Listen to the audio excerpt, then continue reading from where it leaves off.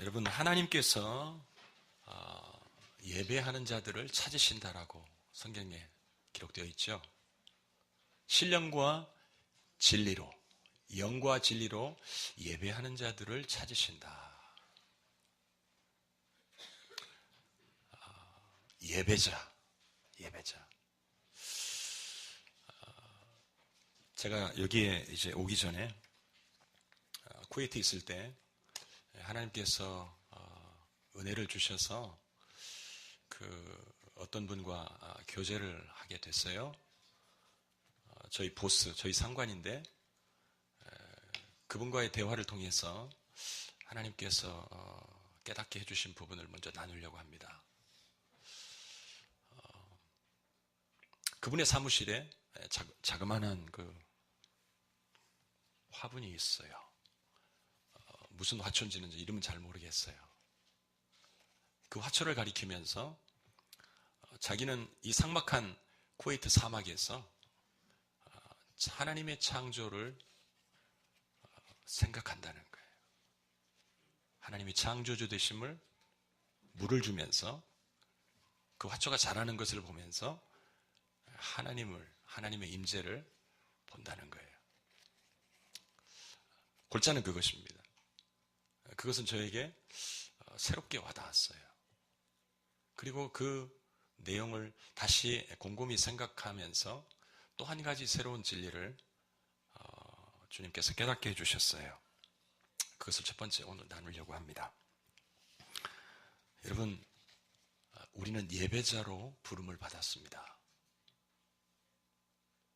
하나님을 예배하면서 살도록 남겨진 인생들입니다. 이 백성은 내가 나를 위하여 지었나니 나의 찬송을 부르게 하려 함이라. 무릇 내 이름으로 일컫는 자, 내 영광을 위하여 창조한 자를 오게 하라. 그를 내가 지었고 만들었다 라고 했어요. 여러분, 시편 19편 1절에 보면 오늘 본문에 있는 말씀처럼 하늘이 하나님의 영광을 선포하고 궁창이 그의 손으로 하신 일을 나타낸다 그랬어요. 하늘과 궁창이 그 지으신 분 하나님을 보여준다는 것이죠. 바울은 로마서에서 창세로부터 그의 보이지 아니하는 것들, 그분의 영원하신 능력과 신성이 그의 만드신 만물 속에 분명히 알게 된다. 그래서 보여진다. 이렇게 말했어요. 자연 만물을 보면 그 지으신 분이 보인다는 것입니다. 그래서 칼빈이라고 하는 신학자는 자연 만물은 하나님의 영광의 무대다라고 말했어요. 자연을 보면 하나님의 그분의 능력과 그분의 그 놀라운 지혜와 그분의 영광이 보인다 이렇게 말했어요. 여러분, 잔디를 깎을 때 어떤 마음으로 깎으십니까? 일주일 만에 또 자랐다. 귀찮다. 그러나 여러분이 잔디를 깎으면서도 그 잔디 깎는 여러분의 앞마당이 고된 노동 현장이 될 수도 있지만 그곳이 하나님을 예배하는 하나님의 성전이 될 수도 있는 거예요. 왜냐하면요, 예수님 말씀하셨죠. 들의 백합화가 자라는 것을 한번 생각해봐라. 내일 아궁이에 던지오는 들풀도 하나님께서 이렇게 입혀주셔서 들풀이 자란다는 거예요. 여러분의 앞마당 뒷마당에 있는 잔디가 자라는 것이 그냥 자라는 게 아니에요. 창조주 하나님께서 자라게 하셔서 자라는 거예요. 여러분이 잔디를 깎을 때 깎으면서 이 잔디를 자라게 하시는 창조주 하나님을 찬양합니다. 예배자로 사는 거예요. 예배자로. 여러분, 얼굴에 약 30여 개의 섬세한 근육이 있다고 해요. 그래서 사람은 이렇게 미소를 지고 환하게 웃지 않습니까? 이때 30여 개의 근육이 당기고 밀고 해서 아름다운 이 환한 아름다운 미소가 만들어져요. 거울 앞에서 보십시오. 어떤 동물도 지을 수 없는 그 미소, 그 아름다운 미소를 공부를 못한 사람도 만들어낼 수가 있고, 못생긴 사람도 웃으면 아름답지 않습니까? 어떤 동물에게도 주지 않는 그 미소를 하나님께서 그의 형상대로 창조하신 오늘 우리에게 주셨어요. 우리가 알 수 없는 그 근육들의 작용 속에서 아름다움이 창조되는 그 모습을 보면서 우리는 그 근육 하나하나, 세포 하나하나, 힘줄 하나하나를, 신경 하나하나를 창조하시고 이끌고 주장하시는 창조주 하나님을 찬양할 수 있어요.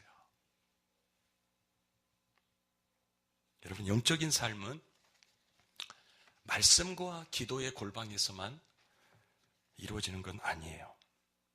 우리가 발붙이고 살아가는 이 세상,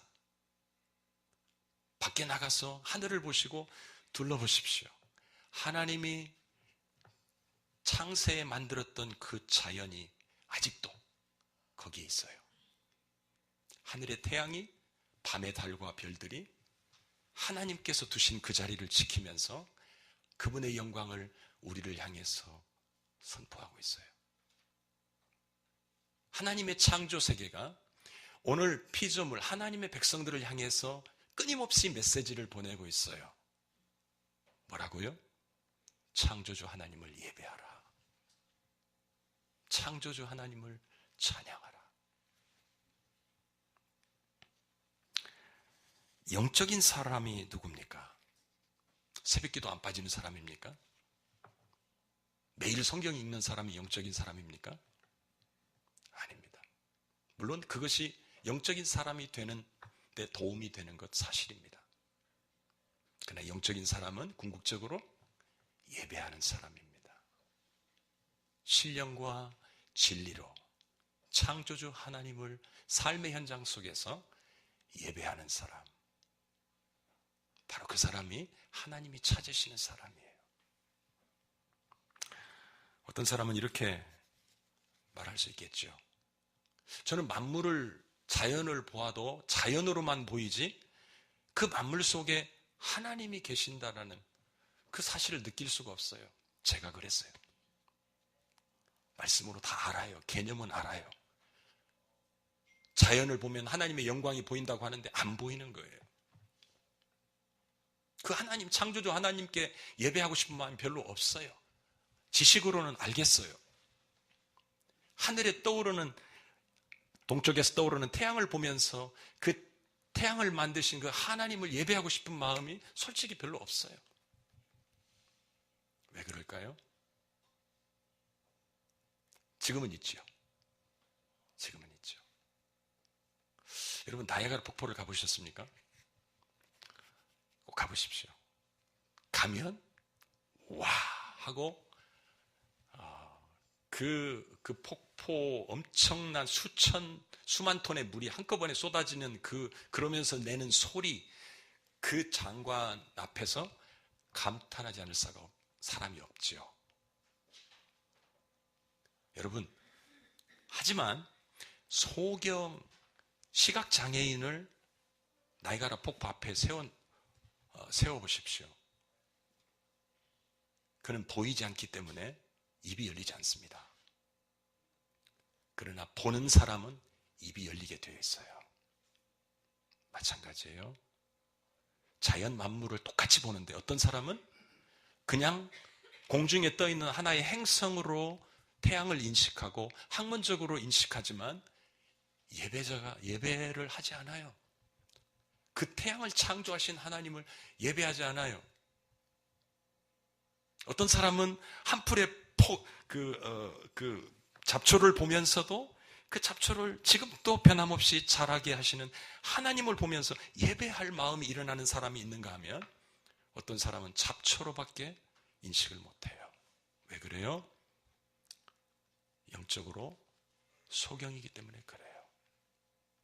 여러분, 성경이 말할 때 믿음이 있다라고 하는 것은 무엇이냐면, 믿음이라고 하는 것은 보지 못하는 것들의 증거예요. 안 보이는데, 남들 눈에는 안 보이는데 그것이 보여요. 그래서 입이 열려서 하나님을 찬양해요. 그게 믿음이에요. 자연 만물은 오늘 우리를 향해서 예배자로 부르고 있어요. 하나님의 신성과 그분의 영광이 묻어있는 자연 만물은 말없이 우리를 향해서 하나님을 예배하라고.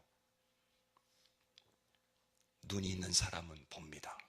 귀가 있는 사람은 듣습니다. 그리고 하나님을 예배합니다. 여러분 안에 참 믿음이 있는지를 확인하셔야 됩니다. 예수님이 하신 말씀은 다 귀합니다. 그런데 그 중에 우리가 정말 심각하게 들어야 할 말씀이 하나 있어요. 그것은 이것이에요. 불과 성령으로 거듭나야 한다. 거듭나지 않으면 하나님 나라 볼 수 없어. 거듭나지 않으면 그 나라 들어갈 수 없어. 다시 태어나야 한다. 다시 태어난다는 말은 이거예요.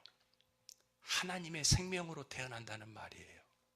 하나님에 대해서 소경이었던 자가 하나님을 볼 수 있는 눈을 가진 영적인 눈이 있는 생명으로 태어난다는 말이에요. 그래서 거듭나면 만물을 볼 때 창조주 하나님, 그 하나님이 보여요. 보일 뿐만 아니라 그 하나님을 예배하고 싶은 마음이 일어나요. 여러분 거듭나셨습니까? 여러분, 여기에서 저는 한 걸음 더 나아갑니다. 자연 만물이 하나님의 영광의 무대라고 칼빈은 말했지만, 노인한 목사는 한 가지 더 덧붙이고 싶어요. 하나님의 창조의 세계뿐만 아니라 사람들에 의해서 만들어진 모든 것들 속에도 역시 하나님의 영광은 빛나고 있어요. 어떤 그리스도인이 이런 고백을 했을 때 저는 고개를 끄덕이며 수긍을 했어요. 목사님, 저는 도심지, 빌딩 숲에서 한 주간을 살기 때문에 하나님의 창조에 대해서 생각할, 그리고 그것을 느낄 기회가 없습니다. 그래서 일주일에 주말이 되면 가족들과 함께 시외로 나가서 호수가 있고 그리고 많은 수풀이 우거진 그런 공원에 가면 어쩐지 마음이 차분해지고 하나님의 창조의 세계가 좀 더 실감나게 와닿습니다. 제가 그 말을 들을 때 그렇다. 지금은 대답이 달라요. 안 그래요. 당신이 살고 있는 빌딩 숲, 도심 한복판에 하나님의 영광이 빛나고 있다는 사실을 왜 모르십니까? 제가 여기에 이제 쿠웨이트에서 와서 가족들과 땡스기빙 날이었던 것 같은데 쇼핑몰에 이렇게 가봤어요. 와, 인산인해를 이루었어요. 뭐 선물을 사느라고 사람들이 그저 분주하게 이 가게 들어갔다 나와 또 저 가게 들어가 보고 정신이 없어요. 남편들이 아내 쇼핑 따라가면 정말 재미없어요. 그렇죠? 선물 들고 다니는 무슨 하인처럼 말이에요. 저도 지루하더라고요. 갑자기 제게 이런 생각이 떠올랐어요. 내 눈에 지금 보이는 것은 다 사람들이 만든 것뿐이에요. 쇼핑몰 안에 있으니까 해가 보이는 것도 아니고 그렇다고 무슨 풀이 보이는 것도 아니고 다 사람들의 손에 의해서 만들어진 것, 옷, 또 아름다운 무슨 장식품들 다 사람의 손을 거쳐서 되어진 것들밖에 눈에 안 들어오는 거예요. 그런데 사람들이 만들었지만 그 사람들에게 지혜를 주신 분이 누군가 말이에요. 그런 아름다운 작품들을 만들고 옷을 디자인할 수 있도록 그 디자인의 감각을 주셔서 이렇게 예쁜 옷들을 만들어내시게 하신 그 배후에 역사하신 분이 누구냐는 거예요. 누굽니까? 디자이너입니까? 그래요. 디자이너가 디자인을 했지요. 그 디자인의 머릿속에서 필요한 두뇌 작용이 이루어지고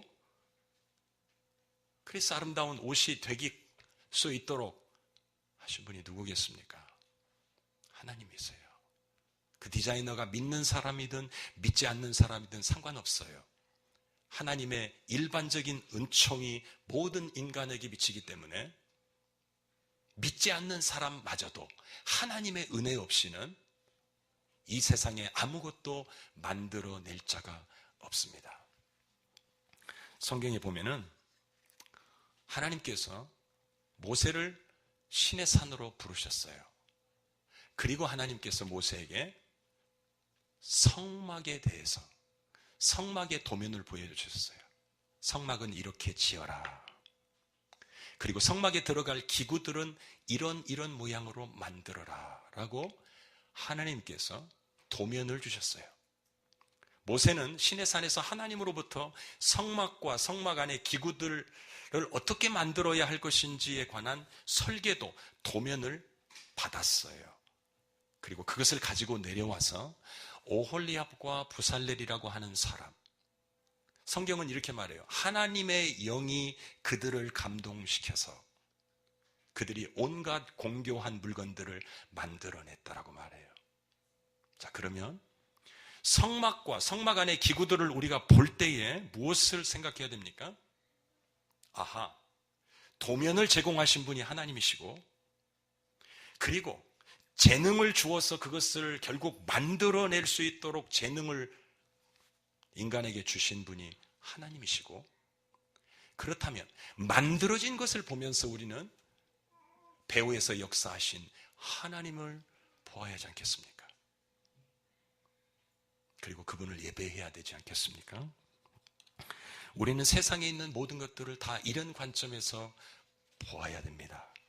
그렇게 되면 이 세상에 우리 눈에 들어오는 모든 것 속에 하나님의 영광이 깃들어 있는 것을 볼 수가 있습니다.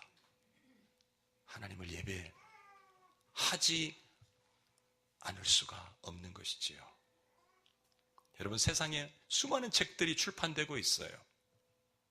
여러분, 유학생들, 여러분 책들을 보지요. 그런데 그 어떤 책에도 저자를 하나님이라고 쓴 책은 없어요. 다 도둑놈들이에요. 하나님이 주신 지혜를 가지고 하나님이 주신 지식이 뭉쳐져서 책이 나오면서도 주신 분을 이름을 쓰지 않아요. 제가 너무 심했습니까? 성경적으로 보면 그렇습니다.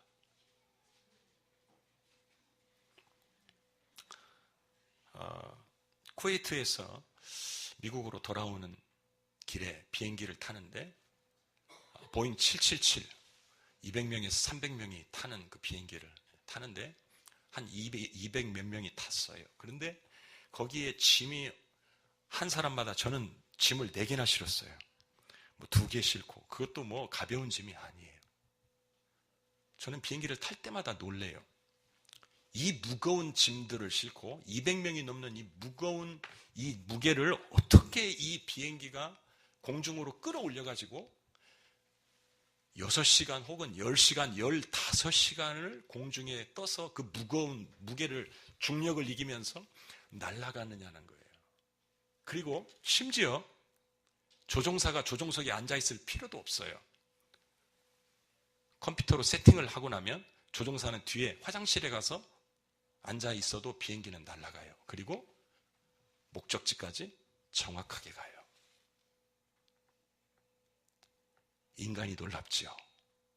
와, 어떻게 이런 첨단, 이런 과학, 이런 기기들이 이렇게 만들어질 수 있는가?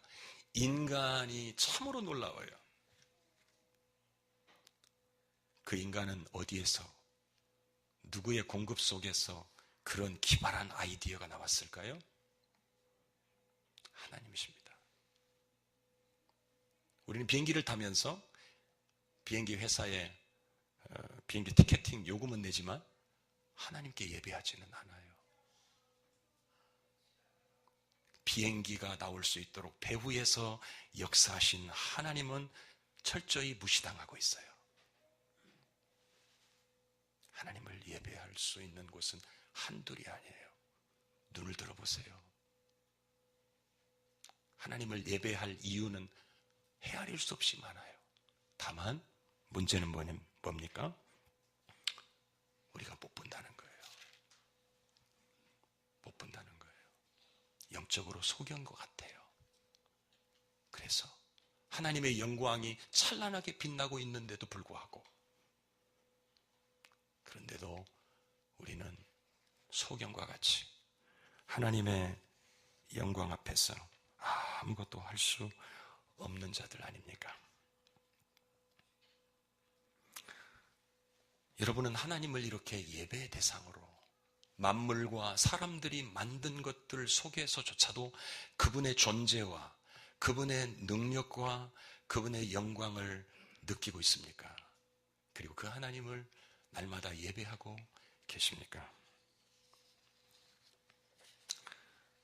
두 번째로, 우리는 이렇게 또한 예배할 수 있어요. 저희 부친 이야기를 좀 하지요. 지금 아마 7세이신 것 같아요. 그런데 저희 아버님이 젊으셨을 때, 아마도 제가 볼 때 20대 내지는 30대, 그때 간에 이상이 왔어요. 저는 그때 보지 않았으니까 어머님 통해서 들은 거죠. 간에 이상이 왔는데 황달이 왔어요.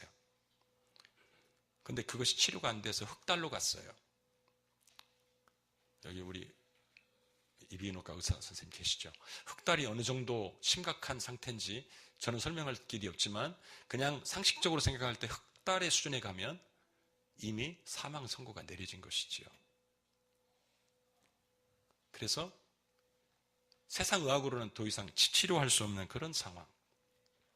그때 어머님께서 그리고 아버님께서 마지막으로 시도한 것이 민간요법인데 똥소주라고 하는 거 여러분 아시나 모르겠어요. 저도 잘 몰라요. 그게 동의보감이 있는지 아니면 의학서적에 있는 말인지 모르겠어요. 그런데 정확하게 그 이름을 제가 기억해요. 똥소주. 똥으로 만든 것이 분명한 것 같아요. 어떻게 만들었는지 묻지 마세요. 그런데 그 똥소주를 드셨고 지금까지 살아계세요. 건강하게. 제가 민간요법을 여러분들에게 가르치려고 하는 게 아니고 제가 이 이야기를 하는 포인트는 이것입니다. 똥이라고 하는 것은 우리 몸에서 더 이상 쓸모가 없어서 버려지는 것이지요. 그런데 그 똥을 적절하게 재활용을 하니까 죽는다는 사람이 살아났어요.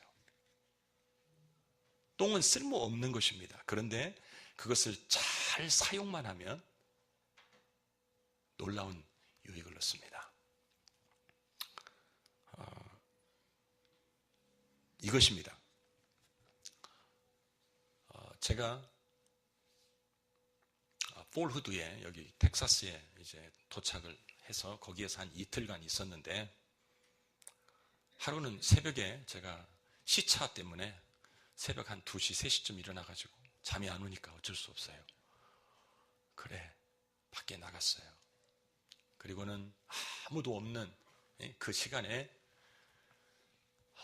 걸으면서 제가 하나님께 아우성을 쳤어요.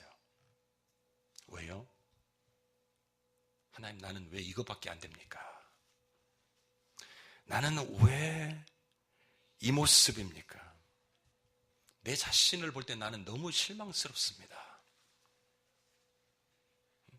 하나님을 사랑하는 목사가 되어야 되는데 내 마음이 냉랭합니다. 내 안에 있는 똥과 같은 내 안에 있는 이 영성과 내 부패성을 하나님 앞에 토해냈어요. 한 40분간을 소리를 지르면서 걸어가면서 하나님 앞에 탄식을 했어요. 하나님, 나를 불쌍히 여겨달라고. 하나님, 나는 정말 쓸모가 없어요. 나는 정말로 가망성이 없어요. 절망의 탄식을. 근데 그때에 하나님께서 제 마음속에 두 가지 생각을 주셨어요. 그 중에 한 가지가 이거예요. 너의 한심스러운 모습에 실망될 때, 너 자신의 존재 가치에 대해서 회의가 일어날 때 그리스도의 십자가를 보아라. 그리스도 안에서 내가 너를 용납했고, 그리고 여전히 나는 너를 사랑한다. 그것이 저로 하여금 하나님을 예배하게 하는 힘이었어요. 여러분, 우리는 우리의 영적인 그 부끄러움을 본능적으로 감추어요. 사람들 앞에서 자꾸 포장해요. 나는 괜찮은 척해요. 속은 아니잖아요. 정말 하나님 보시는 앞에서도 여러분이 그렇게 점잖고 경건한 척 할 수 있겠습니까? 그렇게 못하잖아요. 그러면 솔직해져야 돼요. 하나님 앞에. 내가 느끼는 것이 내 마음의 상태예요. 내 영혼의 실상이에요. 그것이 우리의 감각 속에서 느낌으로 우리에게 오는 거예요. 우리 안에 똥과 같이 냄새나고 역겨운 것들이 우리 가운데 있어요. 그런데 우리는 이것을 재활용하려고 하지 않아요. 그것은 엄청난 에너지예요. 엄청난 자원이에요. 그것을 하나님 앞에서 마음을 토하고 그 죄 때문에 애통해하고 그 죄를 붙들고 하나님 앞에서 울고, 그게 재활용이에요. 그러면 하나님께서 우리를 위로하세요. 저를 위로하셨던 것처럼. 아니야. 그래. 네 안에 너도 싫은 네 모습 나도 다 알아. 그러나 내가 너를 사랑하는 것은 너 때문이 아니야. 그리스도 때문에 내가 너를 지금 또 용서하는 거야.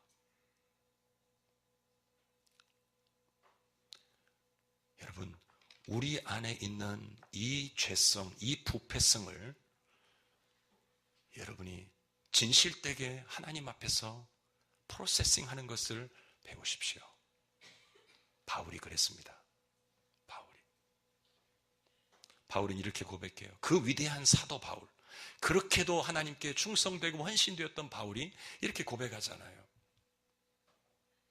내가 한 가지 법을 알았다. 한 가지를 깨달았는데 뭐냐? 선을 행하기 원하는 나에게 악이 함께 있는 것이다. 선과 악이 내 안에서 동거한단 말이에요. 나는 하나님의 뜻대로 살고 싶은데 내 속에 또 다른 하나의 법이 있고 죄의 세력이 있어서 나를 포로로 끌고 가는 것을 내가 본다. 그러면서 탄식해요. 오라 나는 곤고한 사람이로다. 이 사망의 몸에서 누가 나를 건져낼 것이냐. 절망해요. 그때 바로 그 다음에 이 바울의 입에서 뭐가 터져나옵니까? 그러나 우리 주 예수 그리스도로 말미암아 하나님께 감사한다. 예수님 때문에 나는 감사할 수밖에 없다. 내 마음으로는, 육신으로는 내가 죄의 법을 여전히 섬기고 있고 정말 비참하고 정말로 내 자신이 밉지만 내 마음은 하나님의 법을 사모하고 있고 하나님께서 나를 내가 보고 역겨운 이 모습 때문에 그걸 가지고 나를 대하시는 것이 아니고 그리스도께서 그 모든 똥과 같은 우리의 죄, 우리의 옛사람, 죄의 몸을 십자가에 못 박으시고 장사 지내버리고 끝내버리고 장례식을 치르시고 그리고 그리스도를 죽은 자 가운데서 다시 살리실 때에 나를 그리스도의 하나님의 영광스러운 자녀로 나를 태어나게 하셨어요.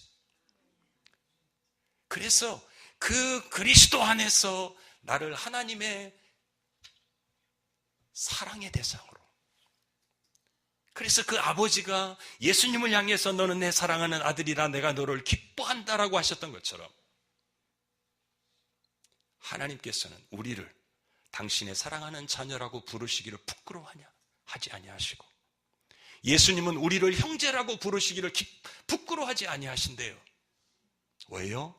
예수님과 함께 우리가 거듭나고 예수님과 함께 다시 태어났기 때문에 하나님이 보실 때는 이제는 예수님을 보는 그 눈으로 우리를 보기 때문에 지금 우리를 실망시키고 지금 우리의 마음을 정말로 비참하게 만드는 이 죄 때문에 우리가 한없이 절망하지만 그러나 동시에 그럼에도 불구하고 나를 하나님의 사랑의 대상으로 바라보시는 그 하나님 앞에 은혜를 찬미 하게 되는 것이죠. 여러분, 죄가 더한 곳에 은혜가 더욱 넘쳤다는 말씀, 그 말은 죄를 많이 지으면 은혜가 더 경험된다는 말이 물론 아니지요. 바울은 이렇게 말했어요. 내가 전에는 폭행자고 비방자고 박해자였었다. 그러면서 하는 말이 내가 지금은 죄인 중에 괴수다. 여러분, 이렇게 말해야 정상인 것 같아요. 내가 과거에 예수님 만나지 못했을 때에 내가 그리스도인들을 핍박했던 정말로 하나님 앞에 용서받을 수 없는 그런 악질이었다. 내가 과거에 정말 죄인 중에 우두머리였다 라고 이렇게 말해야 되는데 바울은 뭐라고 하냐면 지금 내가 죄인 중에 괴수다. 지금 가장 악질 죄인이다. 현재형으로 바울이 말해요. 과거형으로 말하지 않고. 왜 그럴까요? 바울이 지금 엉망으로 망나니처럼 살아서 그렇게 지금 그 비참하게 자기를 그렇게 고백하는 것입니까? 아닙니다. 바울은 누구보다도 죄와 투쟁하는 사람이었고 바울은 누구보다도 죄를 멀리하는 사람이었고 그런데 바울에게 죄에 대한 인식이 깊어진 거예요. 주님을 더 가까이 하면 할수록 자기의 죄가 더 드러나고 주님의 그 거룩의 비달에서 자기 자신을 발견할 때마다 자기가 과거에는 죄로 느끼지 않던 것들이 죄로 와 부딪히는 거예요. 그래서 오라 나는 곤고한 사람이로다 라고 이렇게 고백할 수밖에 없다는 말이에요. 바울이 그렇게 자기 자신을 죄인 중의 괴수로 죄에 대해서 철저하게 인식할 때에 그에게 일어났던 감격이 뭐냐면 이거예요. 바로 그 앞에 하는 말이 이거예요. 미쁘다 이 말이요. 모든 사람을 구원하시려고 그리스도께서 세상에 임하셨다. 예수님이 오신 사실이 그래서 감격스러운 거예요. 내가 지금 죄인 중에 괴수로 지금도 죄의 종으로 끌려 살아가는 이 비참한 모습 나도 싫지만 나도 정말로 밉지만 이 모습 내 실상을 직시하면서 내 안에서 새롭게 와닿는 감격은 그래서 2000년 전에 그리스도께서 이 땅에 오신 사건이 너무너무나 감사할 수밖에 없는 거예요. 여러분 칼럼을 꼭 읽어보십시오. 칼럼을 꼭 읽어보십시오. 죄의 심각성을 우리는 알아야 됩니다. 날마다 나는 회개할 것밖에 없다는 사실을 인식하는 것이 그게 복입니다. 하나님 앞에서 입술로 범하는 죄뿐만 아니라 내 생각 속에서 범해지고 있는 이것이 하나님 보시기에 사형에 해당하는 죄요, 지옥 갈 죄라고 하는 사실을 합리화하려고 하지 마십시오. 구원받은 하나님의 자녀에게도 그 법은 법이에요. 그러나 그 가운데서 절망하지 마시고 그것을 프로세싱 하시고 그리스도의 복음의 비달에서 그것을 다 드러내십시오. 다 드러내시고 그리고 그리스도의 십자가를 보십시오. 그러면 하나님 앞에서 여러분이 당당한 예배자가 될 수가 있습니다. 바울의 고백을 들어보십시오. 내가 다른 사도들보다 더 많이 수고했지만 내가 아니다. 나와 함께 하신 하나님의 은혜다. 바울은 누구보다도 충성된 종이었어요. 누구보다도 많이 매를 맞고 누구보다도 많이 복음을 위해서 밤낮으로 뛰었던 복음의 그야말로 용사였어요. 어떤 사도보다도 자기가 더 많이 충성했다라고 말할 만큼 바울은 정말 대단한 일꾼이었어요. 그런데 바울은 이렇게 말해요. 내가 그렇게 할 수 있었던 것은 내게서 나온 게 아니야. 하나님의 은혜가 나로 하여금 그렇게 살게 했어. 여러분, 우리가 살다 보면 때로 착한 일을 합니다. 하나님의 성령이 우리의 마음에 감동을 주셔서 오른손이 하는 것 왼손이 모르게 선한 일을 하기도 하고요. 뭔가 아름다운 일을 할 때가 있어요. 그때 우리는 본능적으로 우리 자신을 드러냅니다. 다른 사람에게 말은 안 해도 우리 속으로 그것을 흐뭇해합니다. 그렇지. 내가 이 정도는 그래, 나는 그래도 저 사람 아무개와 같지는 않아. 봐봐, 내가 지금 한 것이 이런 것. 아닙니다. 우리에게서 뭔가 선한 것이 나왔다면 그것은 우리에게서 나온 게 아닙니다. 만물보다 거짓되고 심히 부패한 것은 사람의 마음이다. 사람의 마음에서, 속에서 선한 것이 나올 수가 없어요. 어디에서 왔습니까? 바로 쇳덩어리인 우리를 하나님께서 예수님의 십자가에 못 박으시고 그리고 예수님의 부활과 함께 우리를 거룩한 피조물로 하나님의 영광을 추구하고 선한 일을 힘쓰는 하나님의 백성으로 우리를 영혼을 깨끗하게 청소하셔서 그래서 우리가 그나마 선한 일을 하는 거예요. 선한 생각을 그나마 우리가 품는 거예요.